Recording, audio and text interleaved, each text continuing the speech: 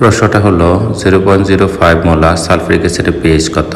এই ধরনের ম্যাথগুলোর ক্ষেত্রে আমাদের প্রথম কাজ হবে H2SO4 বিয়োজিত করে 2H প্লাস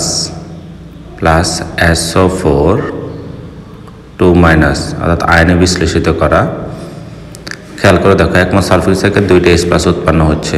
সালফিউরিক ঘনমাত্রা 0.05 মোলার, তাহলে এটা কি হবে 2 × 0.05 মোলার। আমরা জানি pH = log H+, সেই H+ এর মানটা বসালে -log 2 × 0.05 মোলার। তাহলে আমরা যদি ক্যালকুলেশন করি আনসার আসবে 1। সুতরাং 0.05 মোলার সালফিউরিক অ্যাসিডের পিএইচ এর মান পাওয়া যাচ্ছে 1।